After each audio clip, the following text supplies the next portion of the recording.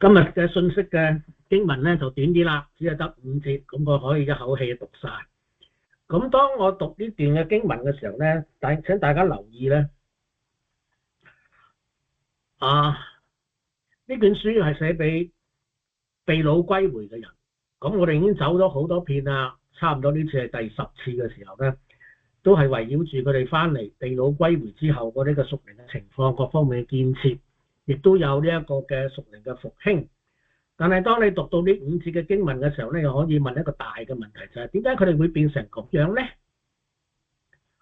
嗱，呢啲都係即係同尼希米嘅時候咧差唔多嘅啫，即係先後嘅次序當然有唔同嘅人嘅意見，但係都唔會距離得遠啊。但係我哋讀過好多嘅尼希米記嘅時候，佢哋有一個嘅培靈大會、復興嘅大會，然後亦都有呢個認罪悔改嘅簽署嘅文件喺記載咗落嚟。咁喺呢個歷史嘅記載書裏邊咧，尼希米應該係最後一卷，但係喺先知嘅信息嘅書卷咧，馬拉基書係最後一卷。咁究竟舊約最後一卷書係邊卷書咧？咁樣，咁有人話係尼希米，亦都有人話係馬拉基，但係我哋要知道每一卷書都係喺一個組類裏邊嘅最後嘅一卷，但係最終舊約聖經最後一卷書。當我哋講到咁嘅時候，好多時都係以呢個編排嘅目錄嚟講，咁當然係馬拉基書啦。好啦，咁即無論我哋持咩嘅態度都好咧。當我等人讀呢5節嘅經文嘅時候，你可以問自己嘅問題：點解呢班嘅信徒翻嚟啦，被擄歸回翻嚟啦，亦都經過一啲嘅起起伏伏，但係點解佢哋會變成咁樣咧？變成點樣咧？你大家留意我一息間讀嘅經文，你就知道啦。好啦，佢就話啦，耶和華藉馬拉基傳給以色列嘅默示。耶和華說：我曾愛你們，你們卻說你在何時愛我們呢？耶和華說：以掃不是雅各嘅哥哥嗎？我卻愛雅各，惡以掃，使他的山嶺荒涼，使他的地業交給曠野嘅野狗。以東人說：我們現在雖被毀壞，卻要重建荒廢之處。萬軍之耶和華如此說：任他們建造，我必拆毀。人必稱他們的地為罪惡之境啊，稱他們的名為耶和華永遠惱怒之民。你們必親眼看見，也必說：願耶和華在以色列境界之外被尊為大。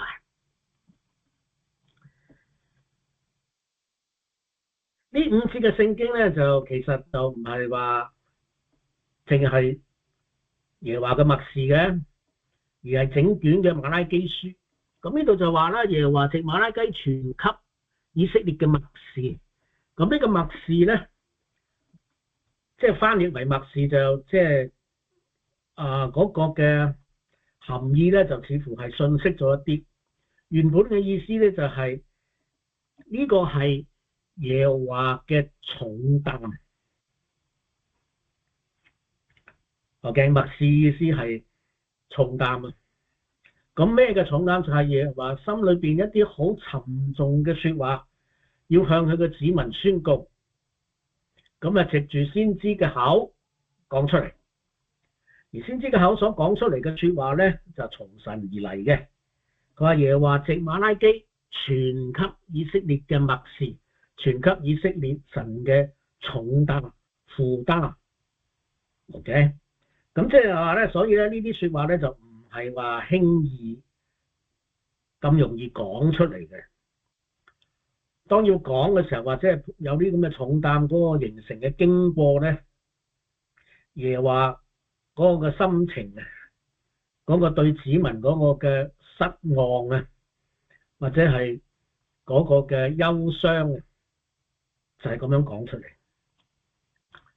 咁即係所以俾我哋今日讀到經文嘅人，或者係聽到呢啲嘅經文嘅人咧，我哋知道呢啲說話咧，並非輕易講出口，而係代表咗神心中嗰個嘅對佢嘅選民嗰個嘅失望，對佢嘅選民嗰個嘅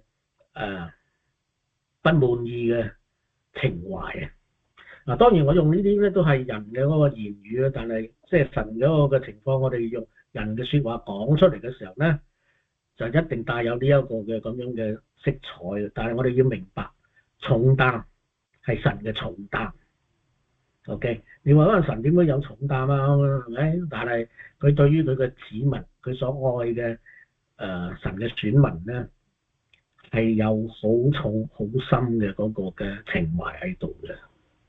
好啦，佢就話啦，耶和華說：我曾愛你們。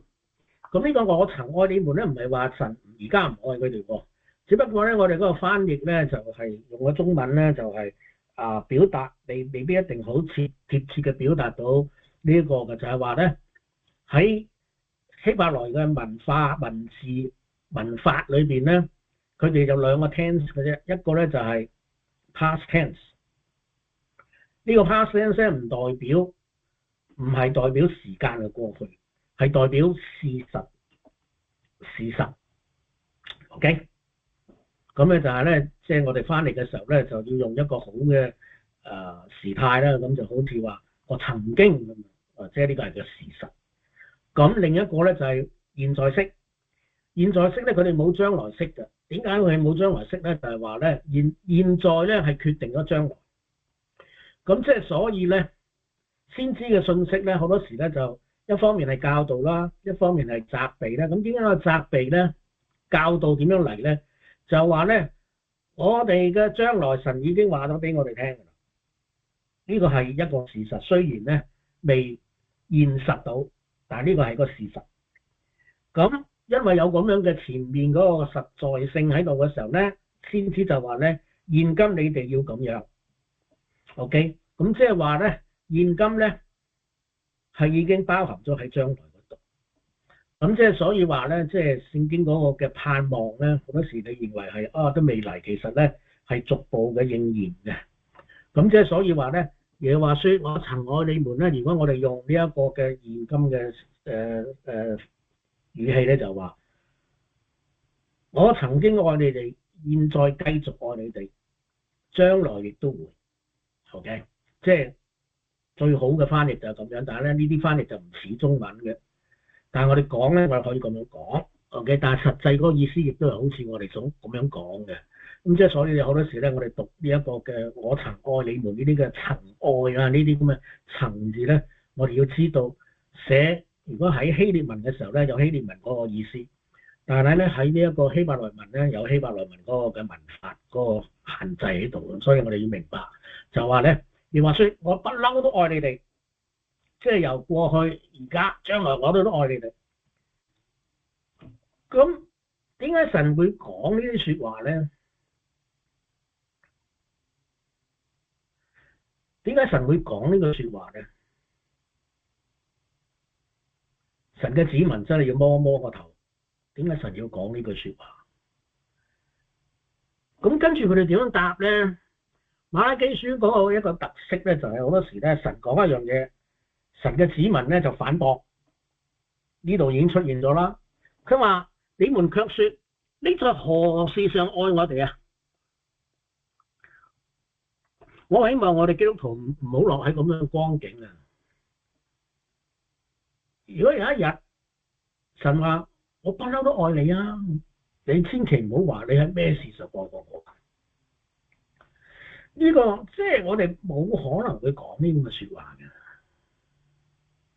就算你衰到貼地，你係信耶穌嘅，你好多時都會覺得我唔係最差嗰個，即係起碼最差嗰個唔係我，但我亦都唔係最好嗰個。起碼咧有人墊個底，但係我又做唔到最好嗰個，即係中間啦。即使你係咁樣，或者咧你真係衰到貼地係墊底嗰個啦，我諗你都唔會話神啊，你幾時愛過我啊？係咪？但係呢班以色列人點解去到咁樣嘅情況咧？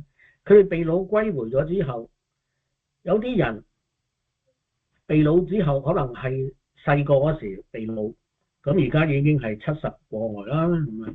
或者係有啲人咧係被擄之後翻嚟，咁生出嚟咁而家係壯年嘅時候咁樣，咁佢哋嗰個嘅祖先嘅遺傳嘅教訓咧，佢哋應該知道嘅，起碼佢哋知道點解佢哋係以色列人，點解會被擄，咁而家有機會翻嚟，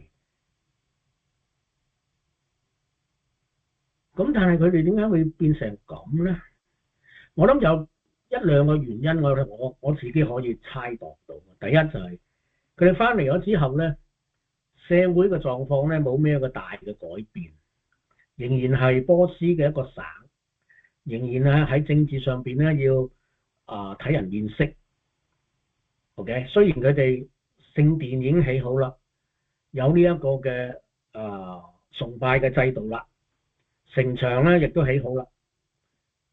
聖殿嘅圍牆嘅保護咧，亦都起好啦。但係佢哋中間亦都係有人係佢哋嘅敵人。咁即係好似神嘅恩典，即係神嘅應許，好似落咗空喎。因為好多嘅喺佢哋被擄翻嚟嘅兩卷嘅書卷，譬如哈該或者係撒迦利亞咁樣，特別哈該就話咧呢個殿咧會更加榮耀。咁佢哋印象中所謂更加榮耀，可能係諗得好快會嚟。所以等極都係咁樣，生活亦都唔係好過。雖然係有部分嘅地區咧係有呢個繁榮嘅跡象啊，但係始終70年嗰個荒廢咧，唔係話一下子咧就可以恢復嘅。咁即係所以咧，佢個種即係呢班人就話：你有咩事情愛過我啊？就話對神失望啊！好多時我哋揸住聖經嘅應許個盼望，就等極都冇喎，未嚟喎，或者係咁，即係好似神嘅説話唔兌現。神嘅説話唔兌現嘅時候咧，第一個咧就係話神都唔知係咪信唔信得過啫，或者你遭遇一啲嘅困難，即係對神嗰個保守嗰個保護咧，你失望。所以即係神發出一個嘅話，我曾愛你哋。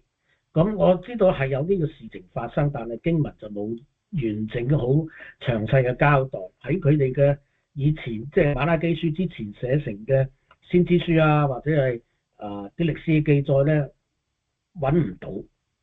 反而咧就尼希米最後嗰章，當尼希米翻去波斯，咁請完假啦，要翻嚟去咧，然後再請假翻嚟做第二任嘅總督嘅時候咧，就啲人咧就墮落不堪。我諗前後都唔過10年以上，啲人已經就墮落。咁邊班人墮落咧？就係跟住嘅馬拉基書嘅第1章嘅第6節之後講過呢個祭司、唱詩嘅人、祭司嘅人、族長一塌糊塗。OK， 同啲敵人嘅嗰啲嘅首腦、啲兒女通婚，即係咁，所以即係呢度佢哋再走翻回頭路，不過可能冇以前咁離譜咁黐線。咁即係咁話啦，哇！你喺咩事愛過我哋啊？咁耶和華答佢啦，第2節嘅下半段同埋第3節，耶和華說：以掃不是雅各嘅哥哥嗎？其實以掃同雅各唔單止係兄弟啊，係孖生嘅。OK， 係孖生嘅兄弟。咁以掃係大仔，雅各搶住出嚟，咁樣就始終都係做細佬。但係咧，我卻愛雅各，惡以掃。咁呢個咧就係一個嘅揀選方面嘅理解嘅，因為兩個未出世嘅 baby 喺利百加嘅肚裏邊，冇咩嘅情況發生啦，係咪？咁但係神係揀選雅各，冇揀選以掃。咁係咪雅各嘅行為好過以掃咧？非也。聖經從來喺呢一個嘅舊約聖經，甚至係新約聖經，從來冇話雅各嘅行為嘅道德係好過以掃，亦都冇講話雅各嗰個嘅被揀選之後嘅行事為人咧係使到耶和華神係滿意嘅，從來冇咁記載過。OK，但係即係我哋要明白喺呢一個揀選嘅過程嘅結果咧，兩樣嘢你揀一樣咁，梗係有樣嘢係冇被揀啦。咁冇被揀唔係因為喜愛同唔喜愛，但係咧就係希伯來人講揀選咧，用愛咧係佢哋嗰個嘅文化上邊嗰個講法啊。佢話我卻愛雅各，即係話咧我揀選雅各，惡以掃，即係我冇揀選以掃。好多時我哋就用後尾以掃出賣咗佢長子嘅名分，好輕易咁樣。咁當然呢個係聖經反對㗎啦。OK，但係咪因為咁樣之後嘅行為而導致神預先嗰個揀選係因為悲信呢樣嘢咧？咁我相信就唔係。神揀選一個人係預知嘅。咁而家有歷史嘅記載，我哋好容易咧就用呢一個嘅揀選嘅結果而推到去話，因為雅各以掃衰，忍唔住引誘咁樣。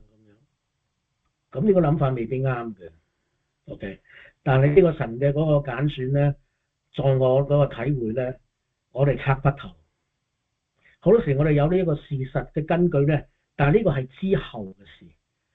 OK，咁你話猶太人聰明啊，因為神揀選猶太人咁樣，咁所以俾呢啲恩惠佢，咁呢個講得通。但係本身猶太人係咪真係？如果神唔揀選佢哋，佢哋係咪咁聰明啊？冇人知啊。但係因為佢揀選咗之後，一個嘅 benefit， 佢哋特別嘅聰明，特別嘅係掌握住世界嗰個經濟。嗱，呢啲我哋喺呢一個普通嘅新聞史啊，或者咧唔係咁容易發覺到。OK， 但係呢個係個事實。嗱，佢話咧，好啦，咁啊，以掃不是雅各哥哥嗎？我卻愛雅各，惡以掃，即係話我揀選雅各，我揀選以掃，based on what？based on神嘅恩典。OK，based on 神嘅恩典。咁咪回覆咗啦？你喺咩事愛過我哋啊？咁話我愛雅各，因為我揀選你，我揀選你哋呢一族。OK， 佢話咧，使他的山嶺荒涼，把他的地業交給曠野嘅野狗。咁啊，以東人說：我們現在雖被毀壞，卻要重建荒廢之處。咁呢個咧牽涉到一啲嘅歷史啦，就係當呢個嘅巴比倫攻入去呢一個猶大嘅時候咧，咁啊猶大係被擄啦，咁咪猶大成一忽嘅嗰個嘅土地咧就空咗出嚟啦。咁以東人咧就唔係鋤強扶弱啊 ，OK， 係幫助呢一個嘅希伯來呢個嘅加勒底人去攻擊自己嘅孖生兄弟嘅後裔 ，OK， 截斷佢哋嘅退路。截斷佢哋嘅前路，前後俾巴比倫嘅軍隊咧夾擊，咁啊導致咗咧猶大人就被擄啦。咁當然呢個係出於神嗰個計劃啦。好啦，以東咁就乘住呢個空隙咧，就入咗猶大咧，就攞着數啦。OK， 但係好景不常咧，就有一批嘅外族嘅人叫拿巴丁人，就攻入咗去呢一個嘅猶大嘅地方。咁以東人嘅後裔咧，就走到去一個嘅地方，而呢個地方咧，以後喺猶大嘅地方咧，叫做以土買。咁咧，佢哋咧就要重新建立佢哋嘅王國。OK， 重新建立佢哋嘅王國，就喺以土買，同埋咧就伸展佢哋嘅勢力，就係去到呢一個嘅拿巴丁嘅地方，重新建立，因為嗰度好多嘅山啦，山頭嘢靚，咁就建立咗佢哋嘅王國喺個山嗰度，就諗住咧就冇人可以攻打到佢哋啦。咁呢個咧就喺呢個俄巴底亞書提到嘅。咁呢啲都係歷史，但係咧佢哋心存咗就話：嘿，而家我哋山嶺荒涼啫。OK， 咁我哋要重建。OK， 喺第4節話：我們現在雖被毀壞啊，卻要重建荒廢之處，就係講到呢啲咁嘅情況。咁耶和華神對呢一個嘅以東人又講乜嘢咧？佢話：任他們建造，我必拆毀，人必稱他們嘅地咧為罪惡之境，稱他們的名為耶和華永遠惱怒之民。我哋知道希伯來人佢哋被擄咧，佢哋仲有機會翻嚟呢一個應許之地，但係以東人咧就冇啦，一路至到而家都冇，亦都係同其他嘅阿拉伯嘅民族咧混合咗。咁咧即係所以咧，即係中東嘅麻煩咧，就唔係話任何一個人咧就可以解決到嘅，唔係話而家蘇俄、中國、美國大家西方嘅要建立呢個巴勒斯坦國咧就可以平息呢一個嘅戰爭，呢一段長久歷史嘅仇恨啊，只係可能係好表面啦，或者點樣啦，但係去到將來嗰位敵基督嚟嘅時候咧，佢係真係把炮啦，可以平息晒所有嘅嗰個嘅戰爭嗰個仇恨，但係都係好景不常。但係呢啲都係將來嘅事啦。咁但係喺而家呢個情況咧，以東要咩復國啊，或者係點樣咧，冇咁嘅事。佢哋唯一可以做咧就係以土買嗰個希律啊。當耶穌基督降生嘅時候咧，要大殺嗰個嬰孩嗰個人咧，大希律咧就係以土買出嚟嘅，就係以東人。咁啊，所以咧佢仇殺耶穌基督或者點樣咧係有原因嘅。OK， 係有一個嘅背後一個嘅原因嘅。咁佢哋死氣啦，咁就話咁啊，以東不能夠重新建立自己嘅國家，但係猶太人可以，因為佢哋可以被擄歸回。呢個亦都係神應許過俾雅各嘅後裔嘅。咁即係話神嘅説話兌現啦。咁你話神喺咩事上愛過我哋啊？好啦，咁佢哋就話啦：你們必親眼看見，也必説，願耶和華在以色列境界以外啊，被尊為大。你有冇覺得奇怪咧？即係神係世上萬族嘅神，但係喺佢哋呢度咧就話啦：你們必親眼看見，也必説，願耶和華在以色列境界之外啊，被尊為大。咁喺以色列界之內咧，咁又如何啊？所以咧，佢哋輕看咗自己嗰個被揀選嗰個身份啊！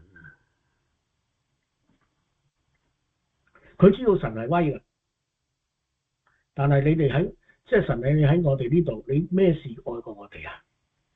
你喺境外當然梗係被尊為大啦。咁呢啲即係點解佢哋會識講呢啲説話咧？當然因為有舊約嘅聖經啦、詩篇啊或者等等。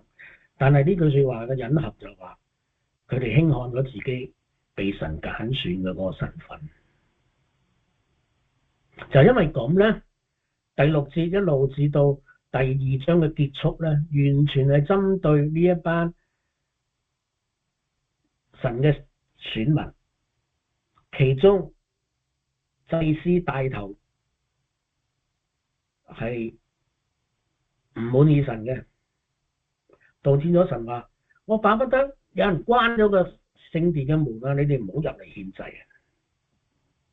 去到咁樣嘅情況嘅，但係即係你再諗下，點解佢哋會墮落到咁樣？好似走翻去以前列王嗰個環境啊！即係佢哋都嘗過苦頭啦，嘗過苦頭仲要翻轉頭。雖然佢哋冇話拜偶像，但係對神嗰個心始終都係冷淡，始終都不能長久。所以咧，即係呢幾句嘅聖經，我歸納為點解佢哋會墮落到咁樣咧？就第一，佢對神失望，對神嗰個應許嗰個兌現咧等唔切，有失望。第二咧就從第5節講，願話神喺以色列界以外被尊大啦。咁你明眼一睇，咁點解喺境內咧？點講啊？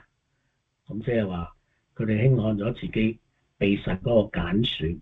其實佢哋就喺福中就不知福，以東人不能夠復國，但係希伯來人可以被擄，可以歸回，係出於神嗰個應許俾過佢哋嘅。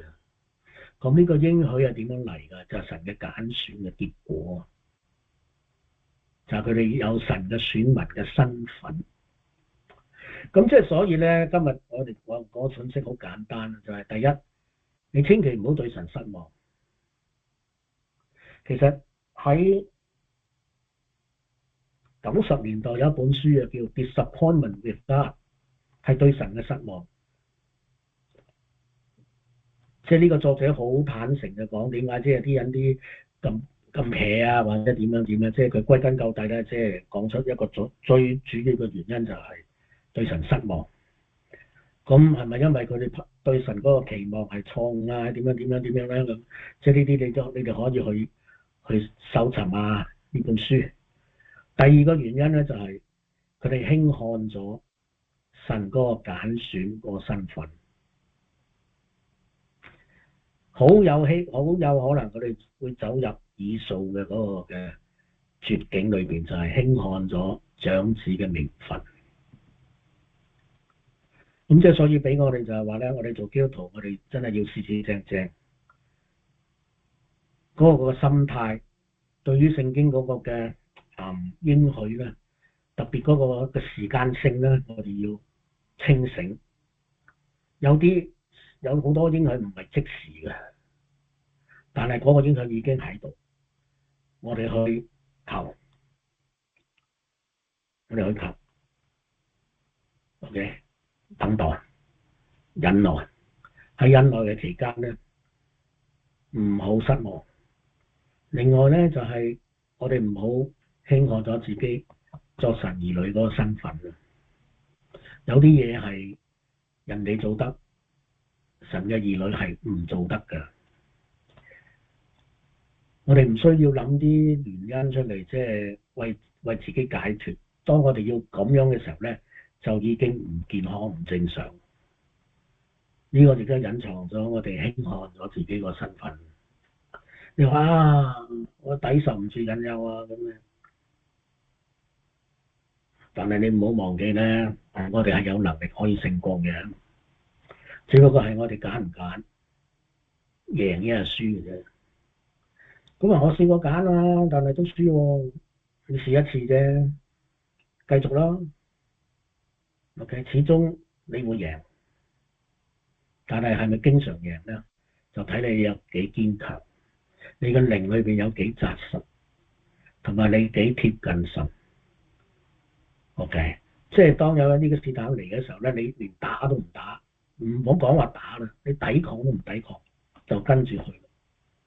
咁好咯，咁我軟弱啊咁樣。咁我都承認嘅，其實我哋都係軟弱嘅。Yeah， 知道自己軟弱好，反而咧就唔知道咧就弊。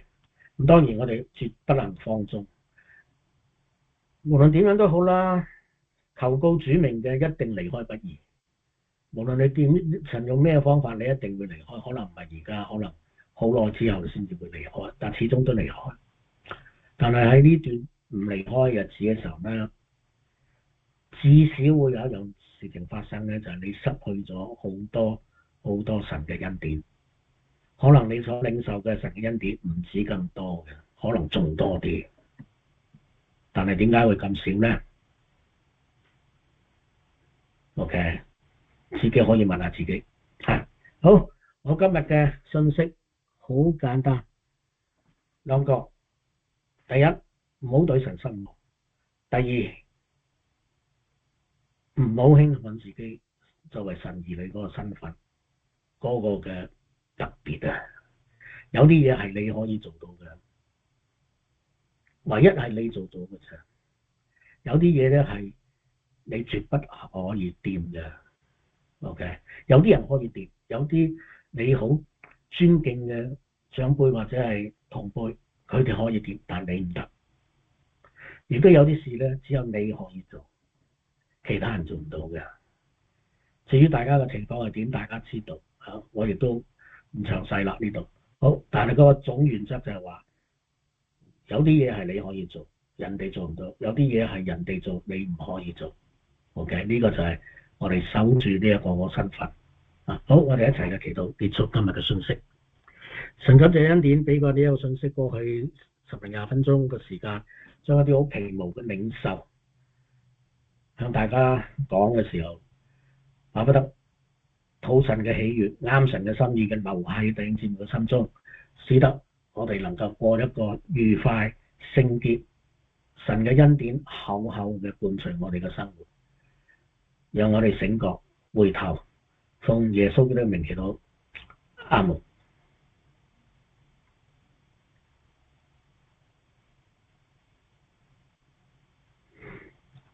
好啦，我藉住今日嘅方便咧，亦都係藉住喺呢段時間咧，同大家打招呼。